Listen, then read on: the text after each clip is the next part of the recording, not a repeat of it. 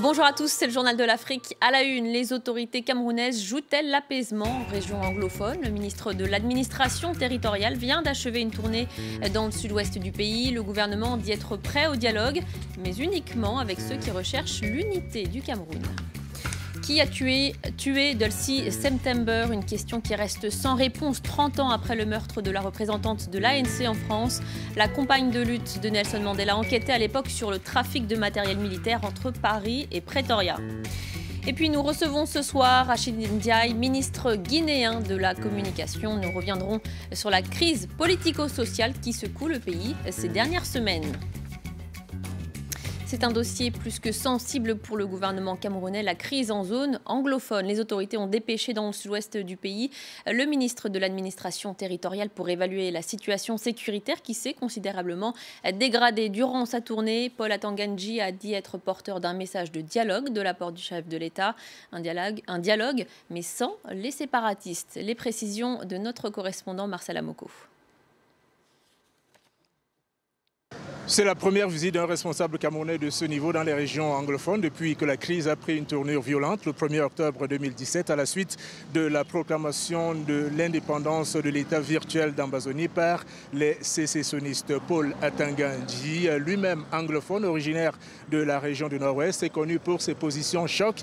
Il a toujours nié l'existence d'un problème anglophone et est considéré par certains observateurs comme étant celui qui a contribué à la radicalisation de la crise. Au cours de cette tournée qu'il a conduit notamment dans les régions du Nord-Ouest et du Sud-Ouest, le monsieur sécurité du président Paul Biya, faucon parmi les faucons et partisan de la méthode forte, a semblé mettre un peu d'eau dans son vin en prônant désormais le dialogue, mais à certaines conditions.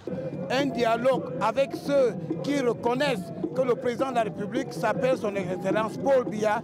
Il incarne les institutions et nous avons le devoir républicain de se mettre derrière le chef de l'État pour bâtir un grand Cameroun. Un appel qui a très peu de chances d'être entendu puisque le ministre n'a rencontré durant cette tournée aucun des leaders de la contestation anglophone et que l'on est toujours sans nouvelles des leaders sécessionnistes dont leur chef Sisikou Ayuk Tabé arrêté au Nigeria et extradé ici au Cameroun fin janvier selon les autorités camerounaises. Sur le terrain pendant ce temps, les groupes armés se revendiquant de l'Ambazonian Defense Force sont toujours très actifs dans la région du Sud-Ouest.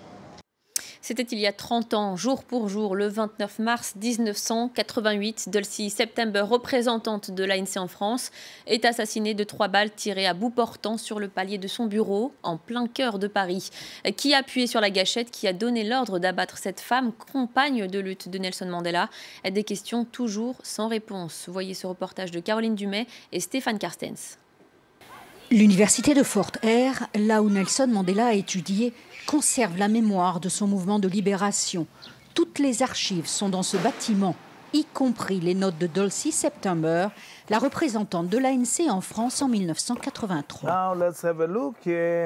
On découvre que Dulcie enquêtait sur le trafic de matériel militaire entre Paris et Pretoria, qu'elle avait par exemple découvert que les Français contournaient l'embargo sur les armes via le port de Bordeaux.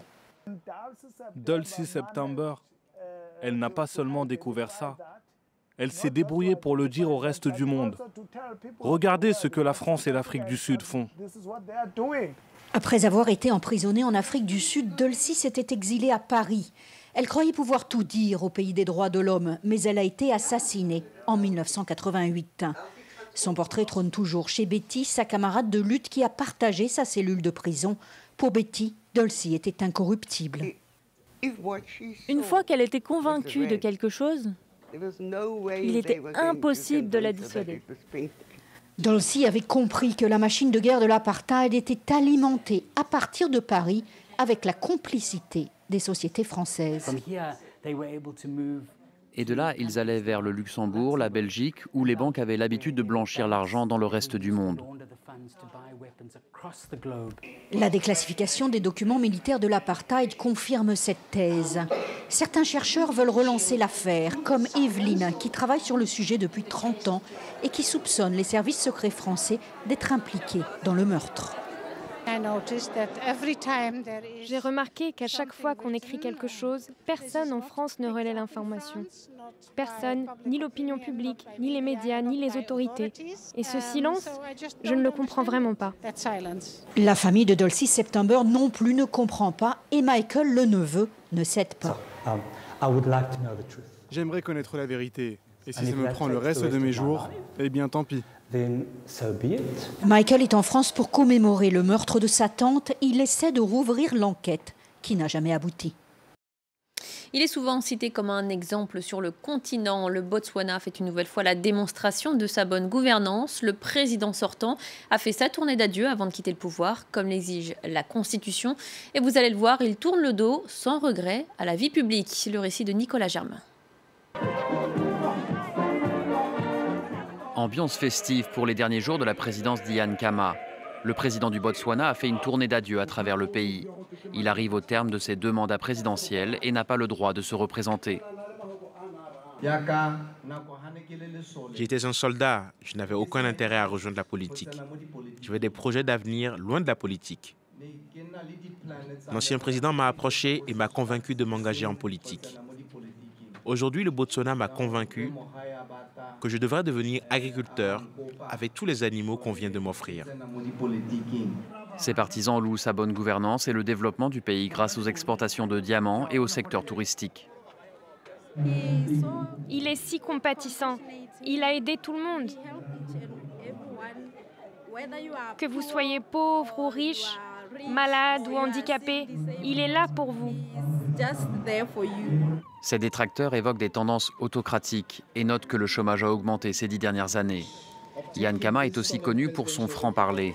Il avait appelé à la démission du Zimbabwéen Robert Mugabe bien avant sa chute et affirmé que le Congolais Joseph Kabila aurait dû quitter le pouvoir à la fin de son mandat en 2016, comme lui le fait à présent. Depuis plusieurs semaines, les manifestations se succèdent en Guinée-Conakry. Les Amazones ne cessent de réclamer justice pour les personnes tuées en marge des manifestations. Depuis 2011, l'opposition en décompte 95, pour la plupart tués par balle. Une crise sociale marquée aussi par la grève des enseignants qui ont fini par reprendre le travail. Et puis la crise est aussi politique avec l'Union des forces démocratiques de Guinée, l'UFDG, qui dénonce des fraudes massives aux élections locales du 4 février et qui conteste les résultats. Pour en parler, Rachid Ndiaye, ministre de la Communication et l'invité du Journal de l'Afrique. Bonsoir. Bonsoir. Merci d'avoir accepté notre invitation. Les accusations de l'opposition sont graves. L'UFDG de Cellou Dalein Diallo dénonce des fraudes. Interrogé sur RFI, chez nos confrères de RFI, il a encore une fois demandé qu'on lui rende les voix après les communales. Est-ce que le gouvernement entend ouvrir des négociations avec l'opposition ? Oui, mais il faut se revenir à la nature de l'élection. L'élection en Guinée n'est pas organisée par le gouvernement. L'élection en Guinée est organisée par une commission électorale nationale indépendante composée sur une base paritaire entre les membres de l'opposition et de la mouvance présidentielle. C'est une institution qui joue ce rôle, qui supervise, qui organise. Les contentieux électoraux relèvent de la justice. Je crois qu'il serait deux volets là. Si on met de côté le discours classique d'un opposant qui d'ailleurs annonçait les fraudes avant même l'organisation du scrutin, je crois qu'on pousse un peu trop le bouchon dans le mauvais sens. Je crois que ce qui est important aujourd'hui, c'est que force revienne à la loi, que le cadre légal d'organisation de l'élection puisse donner quitus au processus pour voir un petit peu dans quelles conditions ces choses se sont passées. Je crois que volontairement, il y a une espèce de surenchère qui consiste à penser que finalement l'élection, avant on se disait que c'était le gouvernement qui était suspect quand le gouvernement organisait l'élection. Maintenant, ces mêmes partis d'opposition se sont battus pour que ce soit une commission électorale nationale indépendante qui organise, supervise le scrutin. Je crois qu'il faut situer les responsabilités. Oui, allez-y. Mais je crois qu'il n'y a pas lieu de s'affoler. C'est important que tout cela soit géré dans la sérénité et dans la responsabilité. C'est un discours contre un autre. Mais le leader de l'UFDG remet en cause la probité des magistrats et regrette que son recours soit rejeté par la CENI. Est-ce qu'il entend d'ailleurs poursuivre la mobilisation? Est-ce que vous pensez que ces accusations sont fondées? Non, écoutez, c'est un point de vue. Là, il s'exprime là essentiellement comme un opposant politique qui est l'entrée dans une autre logique de contestation systématique et du processus et de l'organisation. Mais nous sommes dans un pays aujourd'hui où la liberté est reconnue à tous les acteurs politiques, que les partis politiques exercent leur activité de manière tout à fait libre et légale. Et c'est important aussi qu'on se rende compte que l'élément le plus important aujourd'hui, c'est soustraire le processus électoral et les activités politiques de la violence, comme on a pu le constater ces derniers temps entre des manifestants qui s'exercer légitimement pour faire valoir leurs droits et la présence d'acteurs de déstabilisation au sein de ces manifestations qui ont conduit donc à un certain nombre de violences et de faits qu'on a pu déplorer. Donc selon vous, il n'y a pas eu de fraude et toujours selon le leader de l'UFDG, les magistrats ne prennent pas parti pour le parti au pouvoir. Écoutez, il faut savoir ce qu'on veut, parce que si on veut à la fois reconnaître l'indépendance de la justice et en même temps considérer que la justice n'est pas à la hauteur, c'est totalement contradictoire. C'est eux, c'est les forces, c'est ces partis politiques qui ont exigé que le processus électoral soit soustrait de l'emprise du gouvernement pour laisser la place à une commission électorale nationale indépendante avec des magistrats. Je crois que la première vertu quand même de la démocratie, c'est de respecter le principe de la séparation des pouvoirs. Aujourd'hui, je pense qu'il faut laisser les juges exercer librement et de manière responsable leurs devoirs. Alors on va parler justice également. L'autre grande revendication de l'opposition, c'est la justice pour les morts tombés en marge des manifestations. La justice ouvre régulièrement des enquêtes qui restent sans suite. C'est justement ce qu'on reproche souvent à la Guinée, l'impunité qui semble toujours de mise.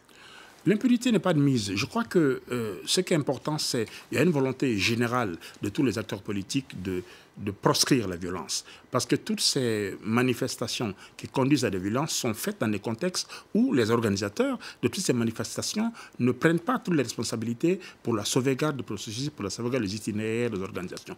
La justice... Mais il y a eu 95 morts selon un décompte de l'opposition depuis 2011. Vous savez... Est-ce que le bilan établi par les autorités s'élève également à 95 morts? Vous savez, je crois que sur cette question-là, le ministre de la Justice a donné des éléments de réponse assez précis. Je crois que comme il s'agit de victimes, ça ne sert à rien de tomber dans une exploitation politicienne de drame humain. Ce qui est important aujourd'hui, c'est de sortir de ce processus-là. Ce qui est important aujourd'hui, c'est œuvrer pour que les acteurs qui sont responsables d'actes qui sont condamnables puissent répondre aux actes. Nous sommes dans ce processus. Naturellement, vous pouvez estimer que la justice ne va pas à la vitesse que chacun souhaiterait, mais en tout cas, des efforts importants sont faits dans ce sens-là pour donner une réponse, pour rassurer tout le monde. Rachid Ndiaye, très rapidement, est-ce que Alpha Condé va suivre l'exemple du président botswanais et quitter le pouvoir et ne pas demander une révision de la Constitution? Mais je crois que c'est quand même une question surréaliste. Voilà un président qui a été élu, qui a été réélu au premier tour, qui a un mandat qu'il est en train d'achever autour de projets aujourd'hui. Et je crois que le processus, la fin du mandat, c'est 2020. Je crois qu'il est tout à fait légitime pour lui de penser que l'activité la plus importante pour en ce moment, c'est finir ses projets, reconstruire la Guinée, doter le pays d'infrastructures solides, répondre à un certain nombre de besoins sociaux de base. Je sais que journalistiquement, c'est toujours intéressant comme savoir est-ce que c'est oui ou c'est non. Dans ce genre de questions-là... C'est surtout que d'autres l'ont fait. Donc oui, d'autres l'ont fait, mais... C'est tout à fait légitime que les Guinéens se posent aussi la question de savoir s'ils vont voir leur constitution modifiée. Oui, mais comme, vous savez, c'est une question ouverte. Comme certains Guinéens aussi peuvent estimer qu'un homme qui a servi son pays de cette nature-là, peut-être qu'il aurait des chances de prolonger son action. Vous savez, ce n'est pas une question taboue, mais c'est seulement la question de l'opportunité qui se pose aujourd'hui. En tout cas, on n'aura pas encore la réponse. Mais le suspense encore une fois, je crois que le président de la République est un homme libre et responsable. Je crois qu'au moment donné, vous pouvez lui poser la question. Mais encore une fois, je vous dis qu'il estime qu'aujourd'hui, la mission qu'il a tenue, c'est achever ses projets pour le pays, renforcer la démocratie, achever les projets économiques et sociaux, lutter contre la pauvreté et donner une place de chaque citoyen dans ce concert de démocratie aujourd'hui. Merci beaucoup, Rachid Ndiaye. Je rappelle que vous êtes ministre de la Communication. Merci d'avoir répondu à mes questions. Merci. En Tunisie, l'instance Vérité et Dignité entend poursuivre son travail, et cela malgré la décision des députés de ne pas prolonger le mandat de l'IVD. Mais le vote est très contesté en Tunisie. Certains députés remettent en cause sa légalité et les victimes de la dictature disent leur colère. L'instance est en charge de faire la lumière sur les violations des droits de l'homme sous le régime Ben Ali. Je vous propose d'écouter la réaction de la présidente de l'IVD, Siem Ben Sedrine. Nous allons continuer notre travail tant que nous n'avons pas reçu de documents officiels qui nous ordonnent de continuer ou pas. Nous estimons que la décision de prolongation revient par la loi à l'instance.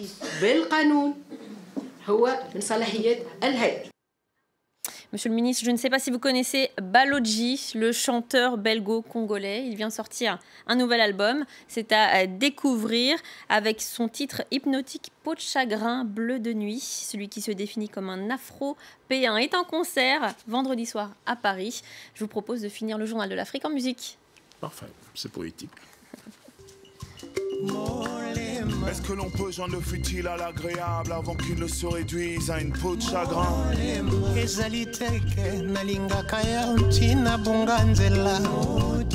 Est-ce la chair ou le corps qui est faible? Cette traversée du désir t'épuise le bassin.